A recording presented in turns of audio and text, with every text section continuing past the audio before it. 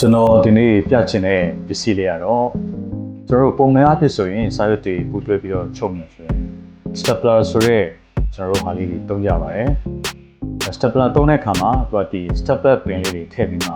ချော့ရတာလေးကိုတော့အားလုံးကြည့်ကြမယ်ထင်ပါတယ်ဒီနေ့မှာတော့ကျွန်တော်တို့အနေနဲ့ stapler ပင်လေးတွေမပါဘဲနဲ့ချုပ်လို့ရတဲ့ stapler ဆိုတာလေးကိုကျွန်တော်ပြပေးမှာဖြစ်ပါတယ်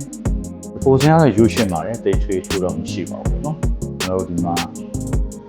ကောင်းလေးပါမယ်ချုပ်တဲ့ကောင်းလေးပါမယ်ပေါ့နော်ဆိုတော့ကျွန်တော်ဒီမှာစမ်းသက်ချုပ်ပြချင်တာတော့စာရွက်3ရက်ကိုကျွန်တော်ယူထားပါတယ်စာရွက်3ရက်ကိုကျွန်တော်ပူပြီးတော့မှသူသတ်မှတ်ထားတဲ့မြားလေးအတိုင်းကျွန်တော်အထဲကိုထည့်ပြီးတော့ကျွန်တော်ချုပ်လိုက်ပါမယ်အဲ့လိုချုပ်လိုက်ပြီဆိုရင် soft လေးဖြစ်သွားမယ်ကျွန်တော် side လေးတွေကနောက်တစ်ခုတွဲပြီးတော့ပြုံးကျနိုင်တော့ဘူးเนาะဆိုတော့သူ့ရဲ့အားသာချက်ကတော့ဒီ stapler ပင်လေးတွေတုံးရတာပါပဲအားနဲ့ချက်ကတော့ကျွန်တော်တို့အနေနဲ့စာရွက်ရေးကြီးများပြီးချုပ်မယ်ဆိုရင်တော့အဆင်မပြေပါဘူးဟို4-5-6ရက်လောက်က maximum ချုပ်လို့ရပါတယ်เนาะ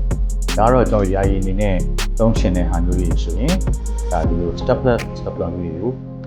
သုံးလို့ရပါတယ် stapler ပင်လေးတွေ